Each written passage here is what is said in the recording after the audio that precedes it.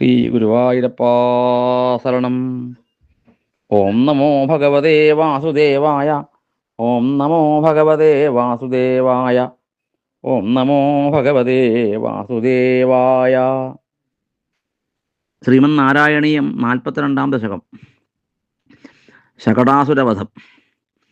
കഥാപി ജന്മർക്ഷദിനേ തവ പ്രഭോ നിമന്ത്രിതജ്ഞാതിവധൂ മഹീസുരാ മഹാനസസ്ത്വാം സവിധേ നിധായ സാ മഹാനസാദോ വവൃതേ വ്രജേശ്വരീ തതോഭവത്രാണനിയുക്തബാലകപ്രഭീതി സംക്രന്ദന സങ്കുരാരവൈ വിമിശ്രമശ്രാവി ഭവത്സമീപത പരിസ്ഫുടദ്ദാരു ചടച്ചടാരവ തതസ്തദാകർണന സംഭ്രമശ്രമ പ്രകമ്പിവക്ഷോജഭരാ വ്രജാംഗനാ ഭവന്തമന്തർദൃശുസ്തമന്തതോ വിനിസ്പൃതദ്ദാരുണദാരുമധ്യഗം ശിശോരഹോ കിം കിമഭൂതിജിദ്രുതം പ്രസാവ്യനന്ദ പശുപാശ്ച ഭൂസുരാः ഭവന്തമാലോക്യ യശോദയാധൃതം സമാശ്വസന്നശ്രുജലാർദ്രരോചനാः കസ്കോന്നു കൗതസ്കുത ഏഷ വിസ്മയോ വിസങ്കടം യച്ഛകടം വിപാടിതം ന കാരണം കിഞ്ചിദിഹേതി തേ സ്ഥിതാः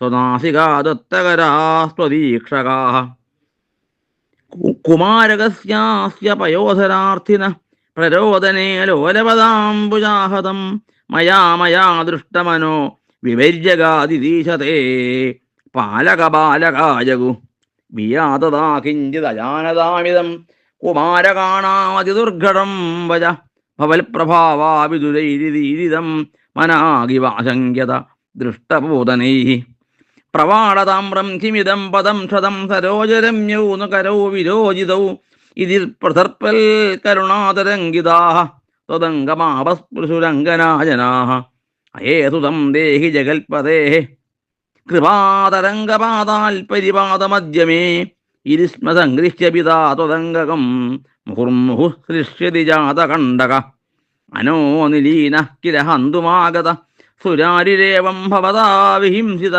രജോബിനോ ദൃഷ്ടമമുഷ്യതൽ കഥം സശുദ്ധസത്വേ ത്വയി ലീനവാൻ ധ്രുവം പ്രപൂജിതൈസ്തത്ര തതോ ദ്വിജാതിഭിഃ വിശേഷതോ ലംഘിതമംഗലാശുഷ വ്രജം നിജൈർബാല്യരസൈർവിമോഹയൻ മരുൽപുരാധീശ രുജാം ജഹീമേ.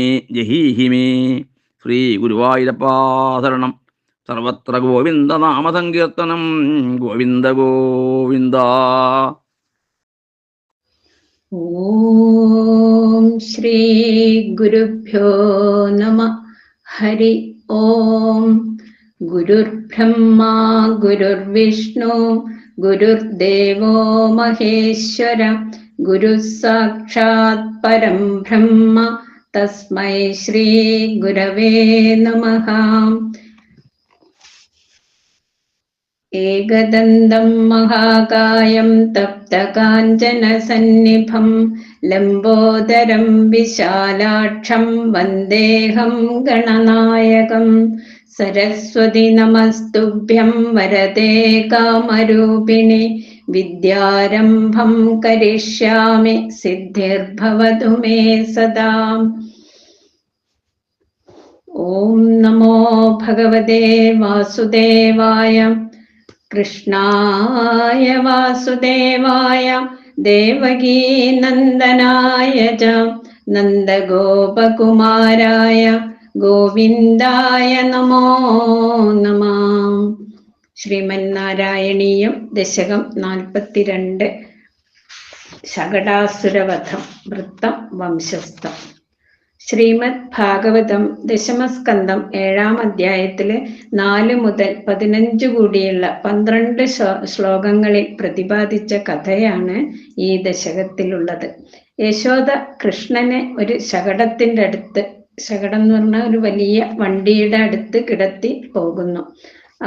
ആ സമയത്ത് വന്നു ചേർന്ന അനിഷ്ട സംഭവങ്ങളും ഒക്കെയാണ് ഈ ദശകത്തില്, അതായത് ഒരു വധം വരെ, അസുരവധം വരെ നടക്കുന്ന കഥയാണ് ഈ ദശകത്തില് പ്രതിപാദിച്ചിരിക്കുന്നത്. കഥാപി ജന്മർഷദിനേ തവ പ്രഭോ നിമന്ത്രിതജ്ഞാതിവധൂ മഹീസുരാം മഹാനസസ്ത്വാം സവിധേ നിധായ സാ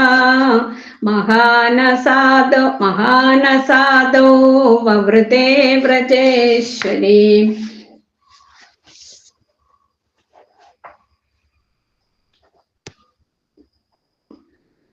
ഹേ പ്രഭോ തവ കഥാപി ജന്മർഷദിനെ.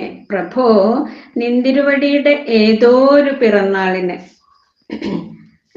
അതായത് ഏതോ ഒരു പിറന്നാൾ, ആട്ടപ്പിറന്നാളിന് മുമ്പ് വന്നു ചേരുന്ന പക്കപ്പിറന്നാള് ആയിരിക്കണം.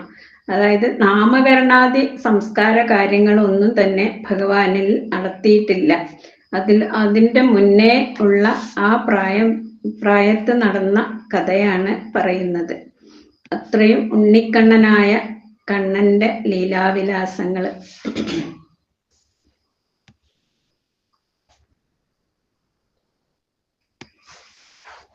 അല്ലയോ പ്രഭോ, ഒരിക്കല് അങ്ങയുടെ ജന്മനാളില് ബന്ധുക്കള്, സ്ത്രീകള്, ബ്രാഹ്മണര് എന്നിവരെ ക്ഷണിച്ചവളായ യശോദ അങ്ങയെ ഒരു വലിയ ശകടത്തിന്റെ സമീപത്തിൽ കിടത്തിയിട്ട് അടുക്കളയിലെ പണിയിലും മറ്റുമായി വ്യാപരിച്ചു. ആ സമയത്ത് നടന്ന കാര്യങ്ങളാണ്. തതോ ഭവത്രാണ നിയുക്ത ബാലക പ്രഭീതി സംക്രന്ദന സങ്കുലാരവൈഹി വിമിശ്രമശ്രാവി ഭവത് സമീപത പരിസ്ഫുടദ്ദാരു ചടാരവഹാം. നിന്തിരുവടിക്ക് കാവലിരിക്കുവാനായിട്ട്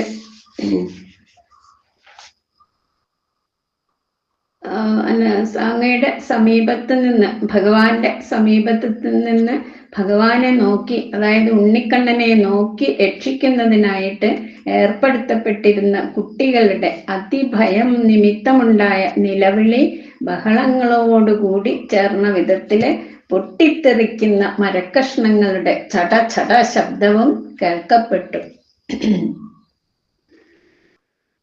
അതായത് നിന്തിരുവടിക്ക് കാവലിരിക്കുവാൻ ഏൽപ്പിച്ചിരുന്ന കുട്ടികളുടെ ഭയപ്പാടോടുകൂടിയ നിലവിളികളോടൊപ്പം ഇടകലർന്ന് മരക്കഷ്ണങ്ങള് പൊട്ടിച്ചിതറുന്ന ചട ചട ശബ്ദം ഭഗവാന്റെ അരികത്ത് നിന്നും കേൾക്കുമാറായി എന്ന് പറയാണ്. ഉണ്ണിക്കണ്ണന്റെ അരികത്ത് നിന്നും കേൾക്കുമാറായി. തതസ്തദാകർണന സംഭ്രമശ്രമ പ്രകമ്പിവക്ഷോജ ഭരാവ്രജാങ്കനാഹ ഭവന്തമന്തർദൃശു സമന്തതോ വിനിഷ്പദാരുണദാരുമദ്യകം. അപ്പോൾ ആ കോലാഹലം കേട്ട് പരിഭ്രമിച്ച് കുലുങ്ങുന്ന കുജഭാരത്തോടുകൂടി ഓടിയെത്തിയ ഗോപനാരിമാര് നന്ദന്റെ ഗൃഹത്തിനുള്ളിൽ 4 പാടും ചിതറി വീഴുന്ന പരുപരുത്തു കനത്ത മരച്ചീലുകളുടെ ഇടയ്ക്ക് കിടക്കുന്ന നിന്തിരുവടിയെ, അതായത് ഭഗവാനെ, ഉണ്ണിക്കണ്ണനെ കണ്ടെത്തി. ആ ശബ്ദം കേട്ടത് മൂലമുണ്ടായ, അതായത് മരച്ചീളുകള് പൊട്ടിത്തെറിക്കുന്ന ആ ശബ്ദം കേട്ടത് മൂലമുണ്ടായ സംഭ്രമത്താലും ഓടിയെത്തുന്നതിനുള്ള അധ്വാനത്താലും ഇളകുന്ന കനത്ത സ്ഥലങ്ങളോടുകൂടിയ ഗോകുലത്തിലെ സ്ത്രീകള് ഗൃഹത്തിനുള്ളിലായി. ചുറ്റും ചിതറിക്കിടക്കുന്ന ഭയങ്കരങ്ങളായ മരക്കഷ്ണങ്ങളുടെ മധ്യത്തില് കിടക്കുന്ന അങ്ങയെ, ഭഗവാനെ, ഉണ്ണിക്കണ്ണനെ കണ്ടു എന്ന് പറയുകയാണ്. ശിശോരഹോ കിം കിമഭൂതിദ്രുതം പ്രധാവ്യനന്ദഃ പശുപാശ്ച ഭൂസുരാഃ ഭവന്തമാലോക്യ യശോദയാധൃതം സമാശ്വസന്നശ്രുജലാദ്രലോചനാഃ. നന്ദഗോപരും മറ്റും ഗോപന്മാരും ബ്രാഹ്മണരും അയ്യോ, കുട്ടിക്ക് എന്ത് സംഭവിച്ചു എന്ന് പറഞ്ഞുകൊണ്ട് ഓടിയെത്തിയപ്പോൾ യശോദയാൽ കൈകളിൽ എടുക്കപ്പെട്ട അങ്ങയെ കണ്ടിട്ട് ആനന്ദ ബാഷ്പത്താൽ നനഞ്ഞു കണ്ണീരുകളോട് കൂടിയവരായി ആശ്വാസത്തെ പ്രാപിച്ചു എന്ന് പറയാണ്. യശോദയുടെ ഈ പരിഭ്രമാവസ്ഥ അവർണ്ണനീയമായിരിക്കുന്നു എന്ന് സൂചന മാത്രമല്ല, മുമ്പേ ഉണ്ണിക്കണ്ണന്റെ അടുത്ത് ഓടിയെത്തിയതും യശോദയാണെന്നും വ്യക്തമാകുന്നു. നന്ദാദികളുടെ കണ്ണുനീര് ഭഗവാനെ ആപത്തു കൂടാതെ കണ്ടതുകൊണ്ട് ഉണ്ടായ സന്തോഷാശ്രുവാകുന്നു. എന്തുപറ്റി എന്നറിയുന്നതിനു മുമ്പ് കണ്ണുനീരൊഴുക്കിക്കൊണ്ട് ഓടിയെത്തി എന്നുള്ള വ്യാഖ്യാനം ചിന്ത്യം. പദ്യത്തിലെ ഈ വിശേഷണം ധൃതം ആലോക്യ എന്നതിനു ശേഷം ചേർത്തിരിക്കുന്നതും ശ്രദ്ധേയമാകുന്നുണ്ട്. കസ്കോനു കൗതുകസ്കുത ഏഷ വിസ്മയോ വിസങ്കടം യച്ഛകടം വിപാടിതം ന കാരണം കിഞ്ചിദിഹേതി തേ സ്ഥിതാഃ സ്വനാസികാ ദത്തകരാസ്ത്വദീക്ഷകാഃ. ഇത് എന്തൊരത്ഭുതം! എങ്ങനെ ഉണ്ടായി? വലിയ ഈ വണ്ടി ആകെ തകർത്തിരിക്കുന്നു, ഇതിന് കാരണമൊന്നും കാണുന്നുമില്ല എന്ന് മൂക്കത്ത് വിരല് വെച്ചുകൊണ്ട്, കഷ്ടം എന്ന് പറഞ്ഞുകൊണ്ട് നന്ദാദികളെ അങ്ങയെ തന്നെ നോക്കി, അതായത് ഭഗവാനെ തന്നെ, ഉണ്ണിക്കണ്ണനെ തന്നെ നോക്കി നിന്നുപോയി എന്ന് പറയാണ്.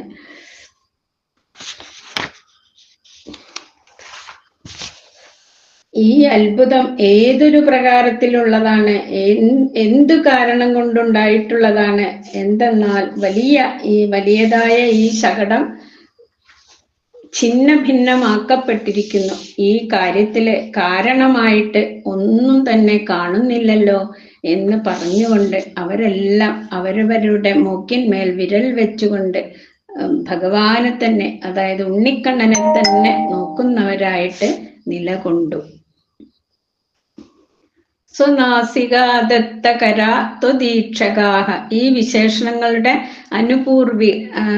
ആനുപൂർവി ഇവിടെ ശ്രദ്ധേയമാകാണ്. തകർന്നു കിടക്കുന്ന ശകടവും യശോദ കയ്യിലെടുത്തിരിക്കുന്ന കുഞ്ഞിക്കണ്ണന്റെ സ്ഥിതിയും മാറി മാറി നോക്കിക്കാണുന്തോറും ആശങ്ക നീളുകയും മമത വർദ്ധിക്കുകയും ചെയ്യുന്ന അവസ്ഥാന്തരം ഇതിൽ ആലോചനാമധുരമായിരിക്കുന്നു. കുട്ടിയെ നോക്കി മിഴിച്ചു നിൽക്കാനല്ലാതെ മറ്റൊന്നിനും കഴിയാത്ത ഒരു നിലയാണ് നന്ദാദികൾക്കുണ്ടായതെന്ന് സുവ്യക്തമാകുന്നു. കുമാരകസ്യാസ്യ പയോധരാർത്തിന പ്രരോദനേ ലോലപദാംബുജാഹതം മയാ ദൃഷ്ടമനോവിപര്യകാദ്യുതീശതേ പാലക ബാലകാ ജഗുഃ. ഹേ സർവേശ്വര, അങ്ങക്ക് കാവൽക്കാരായ ഇടയക്കുട്ടികള് മുല കിട്ടാന് പിടയുന്ന ഈ കുഞ്ഞിന്റെ കരച്ചിലിൽ പിഞ്ചുകാലിട്ടടിച്ചപ്പോൾ ഈ വണ്ടി തകർന്ന് തരിപ്പണമായി. ഞാൻ കണ്ടതാണ് എന്ന് പറഞ്ഞു.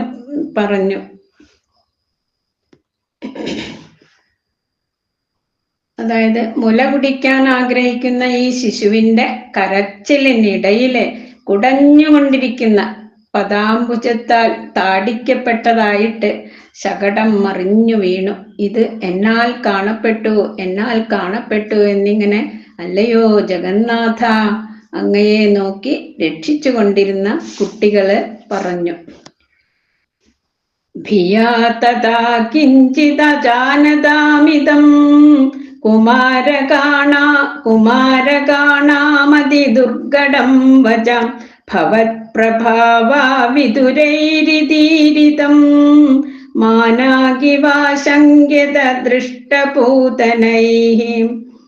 അങ്ങനെ ഭയന്നിട്ട് ഒന്നും അറിയാതായ ഈ കുട്ടികള് ഈ പറഞ്ഞത് തീരെ ഒക്കാത്തതാണ് എന്ന് നിന്തിരുവടിയുടെ മാഹാത്മ്യം അറിയാത്തവര് പറഞ്ഞുകൊണ്ടിരുന്നു.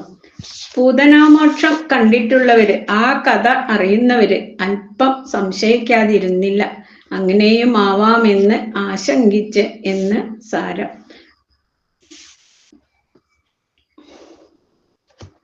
ആ സമയത്ത് ഭയം കാരണം ഒന്നും തന്നെ അറിയാത്തവരായ കുട്ടികളുടെ ഈ വാക്ക് കൂട്ടിയിണക്കാൻ വളരെ പ്രയാസമുള്ളത് തന്നെ എന്നിങ്ങനെ ഭഗവാന്റെ മാഹാത്മ്യം, അതായത് നിന്തിരുവടിയുടെ മാഹാത്മ്യം ഒട്ടും തന്നെ അറിയാത്ത ആളുകളാൽ പറയപ്പെട്ടു. പൂതനയെ കണ്ടിട്ടുള്ളവരാലാകട്ടെ കുറഞ്ഞൊന്ന് ശങ്കിക്കപ്പെടുകയും ചെയ്തു. ഭഗവാന്റെ മാഹാത്മ്യം അറിയാത്തവർ കുട്ടികൾ പറഞ്ഞ ഈ കാര്യം തികച്ചും അസംബന്ധമെന്ന് പറഞ്ഞ് തള്ളിക്കളഞ്ഞു. എന്നാൽ പൂതനയുടെ മരണവും മറ്റും കണ്ടിട്ടുള്ളവർക്കാകട്ടെ ഇതൊന്നും സംഭവിച്ചുകൂടായികയില്ല എന്ന തോന്നലാണ് ഉണ്ടായത്. കുട്ടികള് ഉള്ളത് പറയും, പിള്ള മനസ്സിൽ കള്ളമില്ല എന്ന പഴഞ്ചൊല്ല് ഓർക്കുക. പക്ഷേ യോഗ്യരെന്ന് അഭിമാനിക്കുന്നവര് അത് സാധാരണ വകവയ്ക്കാറില്ല.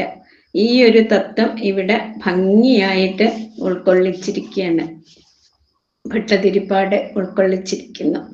പ്രവാളതാമ്രം കിമിതം പദം ക്ഷതം സരോജരമ്യോനുകരോ വിരോചിതോ ഇതി പ്രസർപ്പത് കരുണാതരംഗിതാ ത്വദംഗമാപസ്പൃശുരംഗനാ ജനാഃ.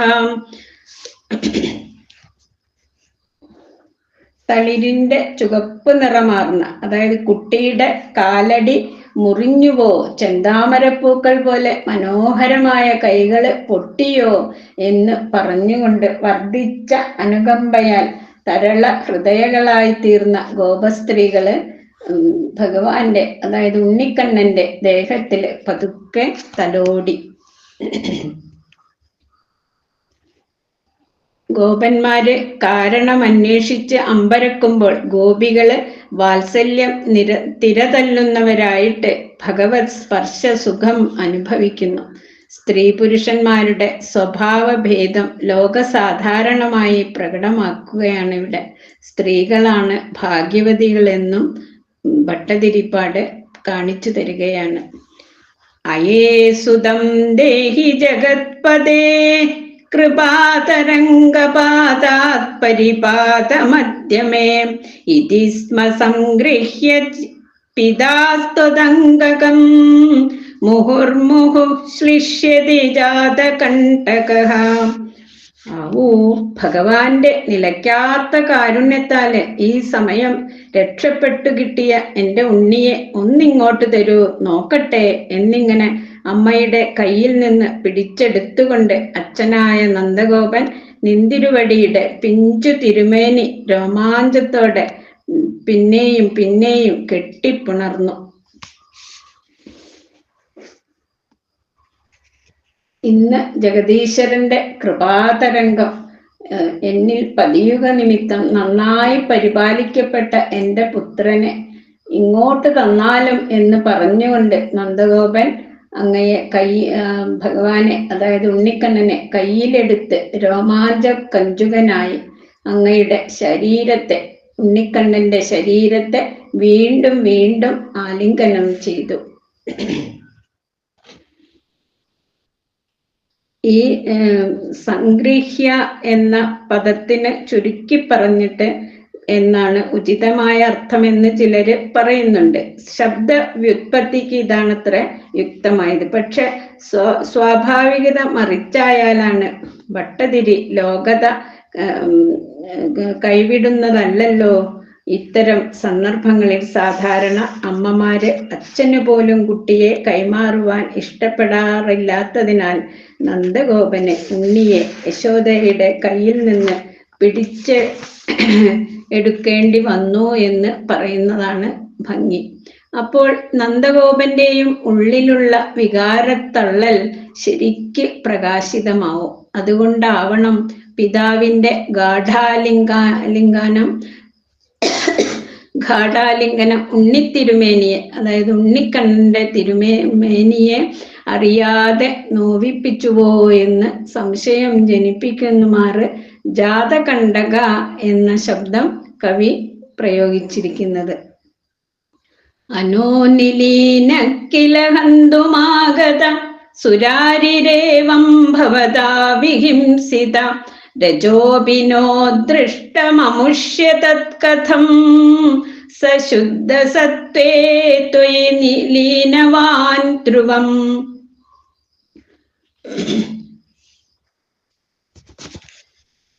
ശകടത്തില് ഒളിച്ചിരുന്നു കൊണ്ട് ഭഗവാനെ വധിപ്പാനായി, അതായത് ഉണ്ണിക്കണ്ണനെ വധിപ്പാനായി വന്നവനായ അസുരൻ ഇപ്രകാരം അങ്ങയാൽ നിഗ്രഹിക്കപ്പെട്ടവനായല്ലോ. ഇവന്റെ പൊടി പോലും എവിടെയും കാണപ്പെട്ടില്ല. അതെങ്ങനെ സംഭവിച്ചു? നിശ്ചയമായും അവൻ ശുദ്ധ സത്വമൂർത്തിയായ അങ്ങയില് ലയിച്ചു പോയി എന്ന് പറയാണ്.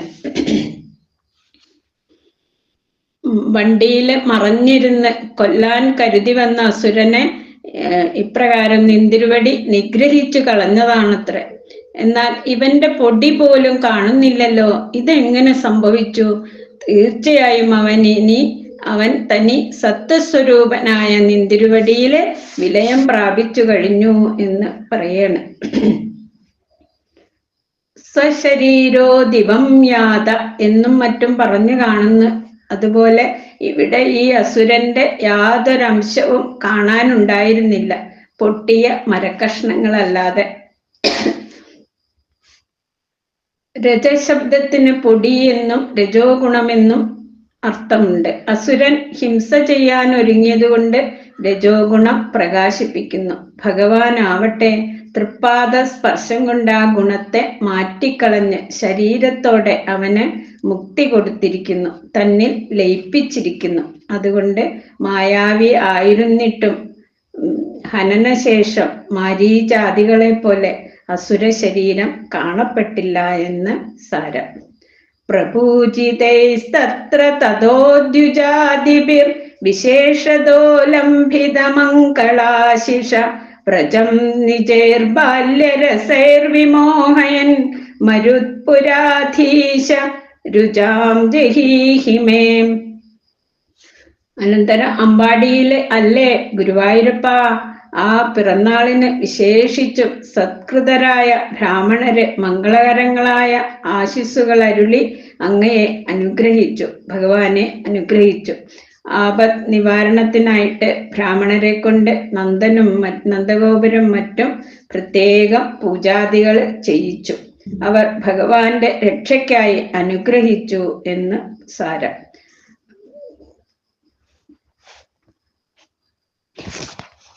അവിടെ നന്നായി സൽക്കരിക്കപ്പെട്ട ബ്രാഹ്മണരാൽ പ്രത്യേകമായ മംഗളാശിസ്സുകളാൽ ആശീർവദിക്കപ്പെട്ടവനും തൻ്റെ ബാല്യലീലകളാൽ ഗോപവാടത്തെ ആനന്ദത്തിൽ ആറാടിച്ചവനുമായ അങ്ങ് ഭഗവാൻ അല്ലയോ ഗുരുവായൂരപ്പ, എൻ്റെ രോഗത്തെ മാറ്റിത്തരയണമേ എന്ന് ഭട്ടതിരിപ്പാട് ഭഗവാനോട് പ്രാർത്ഥിക്കുകയാണ്. തൻ്റെ ബാല്യ ക്രീഡാരസം കൊണ്ട് ഗോകുലം മുഴുവനും ആനന്ദത്തിൽ ആഴ്ത്തിയ നിന്തിരുവടി ഭഗവാനെ ഉണ്ണിക്കണ്ണ എൻ്റെ വേദന നീക്കിത്തരണേ എന്ന പ്രാർത്ഥനയോടുകൂടി 42-ാം ദശകം സമാപിക്കുകയാണ്. കായേന വാചാ മനസേന്ദ്രിയേർവ ബുദ്ധ്യാത്മനാ വാ പ്രകൃതേ സ്വഭാവാത് കരോമി യദ്യത് സകലം പരസ്മൈ നാരായണ ഏതി സമർപ്പയാമി. സർവം നാരായണായേതി സമർപ്പയാമി. ഹരി ഓം നമസ്തേ.